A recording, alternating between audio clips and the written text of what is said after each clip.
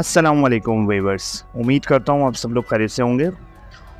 Viewers, आज की video में मैं ETF फंड्स के बारे में डिस्कस करने जा रहा हूँ आप लोगों से। ETF एक्सचेंज ट्रेडेड फंड होते क्या हैं, और बहुत से लोग सवाल करते हैं कि ये स्टॉक मार्केट में ये फ़ंड जो है वो ट्रेड हो रहे होते हैं, तो हम इसमें किस तरह से इन्वेस्टमेंट कर सकते हैं, और एक आम स्टॉक्स में और ETF स्टॉक्स में क्या फ़र्क होता है।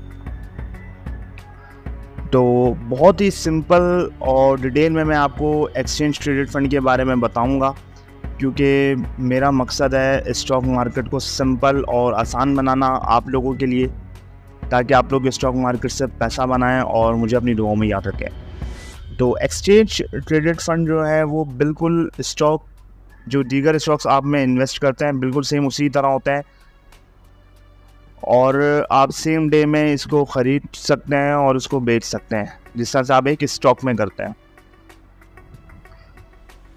तो बहुत ही डिटेल वीडियो होने जा रही है व्यूअर्स, और आप लोगों को बहुत ही फ़ायदा देगी ये वीडियो। मेरी आप सब लोगों से रिक्वेस्ट है कि वीडियो को एंड तक ज़रूर देखिएगा और चैनल को ज़रूर सब्सक्राइब कर लें, ताकि ऐसी इन्फॉर्मेटिव वीडियो आपको टाइमली मिलती रहे। ETF जो है वो म्यूचुअल फंड कंपनीज़ की तरह होते हैं, और म्यूचुअल फंड कंपनीज़ के एक फ़ंड होता है जो स्टॉक मार्केट में ट्रेड होता हुआ नज़र आ रहा होता है। लेकिन म्यूचुअल फ़ंड और ETF में फ़र्क ये होता है कि म्यूचुअल फ़ंड में जब आप इन्वेस्ट करते हैं तो म्यूचुअल फंड्स की जो कंपनीज़ हैं वो सबसे पहले अपनी फ़ीस जो है वो 2% के हिसाब से डिडक्ट कर लेती है। मिसाल के तौर पे आपने 1 लाख रुपए म्यूचुअल फ़ंड में इन्वेस्ट किए, तो उन्होंने फौरी तौर पर अपने 2% यानी कि 2,000 रुपये आपके डिडक्ट कर लेंगे और 98,000 जो है वो आपके इन्वेस्ट कर देंगे। इसी तरह बहुत सारे लोग जो है वो म्यूचुअल फंड में इन्वेस्टमेंट आती है तो रह देंगे 20 से 25% का रिटर्न आपको मिल जाता है उस पर।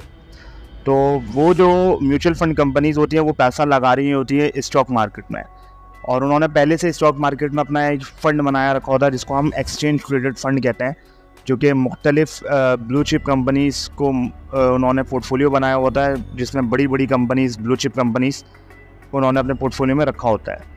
तो बहुत ही बैलेंस और एग्रेसिव शेयर्स होते हैं, और जो एक्सपर्ट्स लोग होते हैं वो ट्रेडिंग कर रहे होते हैं।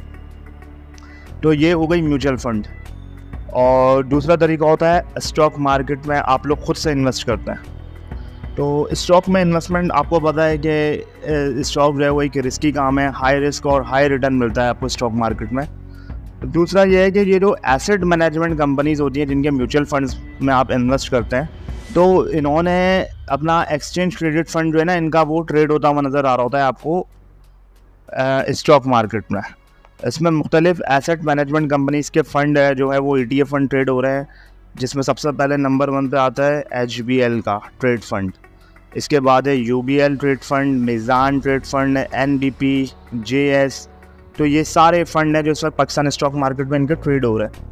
क्योंकि पैसा जो है, अगर आप पैसा जमा करने के बहुत सारे तरीके होते हैं, जिसमें आप सबसे पहला तरीका और कॉमन तरीका तो ये होता है कि बैंक में आप लोग सेव कर रहे होते हैं, लेकिन वो सबसे बेकार तरीका होता है। इसमें अगर आप पैसा जमा भी कर रहे होते हैं तो वो डीवैल्यू हो रहा होता है वक्त के साथ साथ। और दूसरा तरीका म्यूचुअल फ़ंड होता है। म्यूचुअल फ़ंड में मैंने आपको बताया कि 2% की फ़ीस वो डिडक्ट कर लेते हैं, तो पूरी इन्वेस्टमेंट आपकी इन्वेस्ट नहीं हो पाती है, तो उसमें भी कोई इतना ख़ास फ़ायदा नहीं मिलता। और ETF फंड में अगर आप डायरेक्टली इन्वेस्ट करते हैं तो म्यूचुअल फ़ंड के निस्बत उसमें आपको ये बेनिफिट मिल जाता है कि एक तो आपको फ़ीस नहीं देनी पड़ती 2% के हिसाब से। तो बेनिफिट्स मैं आपको अभी बताता हूँ इसके ETF फंड के। इसके अलावा एक्सचेंज ट्रेडेड फंड में आपकी जो इन्वेस्टमेंट है ना वो काफ़ी बैलेंस रहती है। एक तो आप डायरेक्टली फ़ंड में पैसा लगा रहे होते हैं ETF में, और ETF सेम स्टॉक दूसरे स्टॉक्स की तरह काम कर रहा होता है। जिस तरह से मैंने आपको बताया कि स्टॉक के पीछे उसका एक पूरा बिज़नेस होता है। अगर बिज़नेस उनका ग्रो कर रहा है या बिज़नेस में अच्छी पॉजिटिव न्यूज़ है तो स्टॉक की प्राइस पे इम्पैक्ट आता है और प्राइस ऊपर जाता है।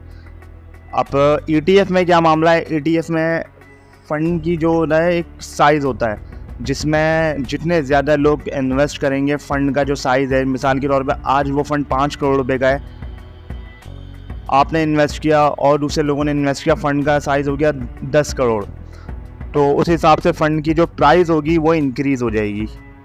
तो एक बैलेंस होता है, इसमें रिस्क कम होता है। और बहुत सारे ETF ऐसे भी हैं जो गवर्नमेंट सिक्योरिटीज़ में भी इन्वेस्ट करते हैं।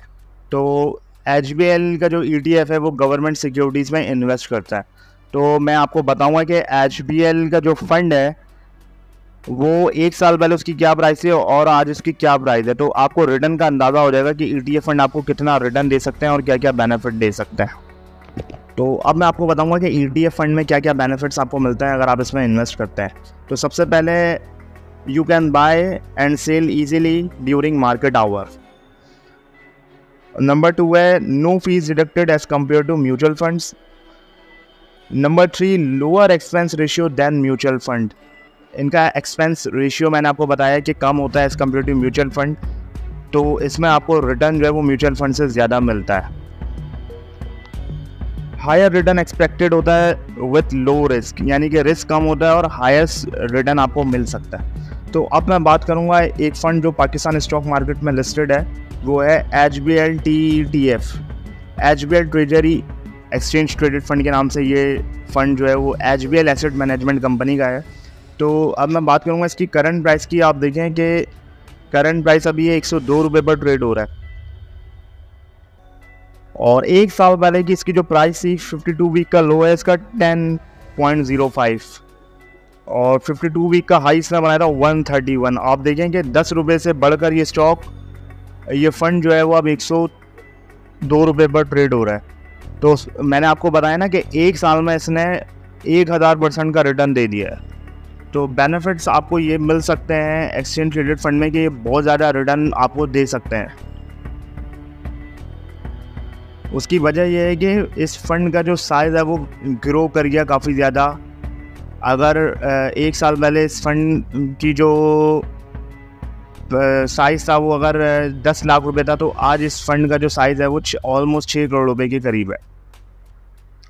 तो ETF फंड में जैसे जैसे आपकी तरह बहुत सारे लोगों की इन्वेस्टमेंट बढ़ती रहती है, उसमें जमा होती रहती है, तो फंड का जो साइज़ है वो बढ़ेगा। जब फंड का साइज़ इंक्रीज़ होगा तो डेफिनेटली इसका प्राइस भी बढ़ेगा।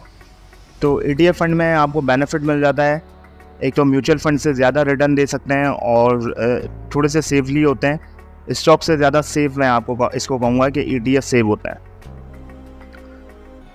तो व्यूअर्स, आज की वीडियो में मैंने ETF को आपके साथ डिटेल में डिस्कस किया है। आई होप कि आपके सारे कॉन्सेप्ट क्लियर हो गए होंगे ETF के बारे में।